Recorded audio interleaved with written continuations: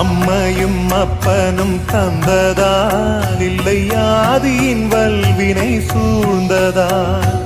இம்மையை நான் அறியாததா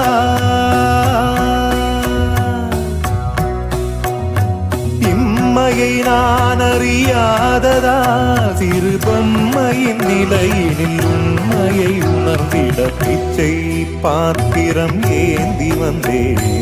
ஐயனே என் ஐயனே பிச்சை பாத்திரம் ஏந்தி வந்தேன் ஐயனே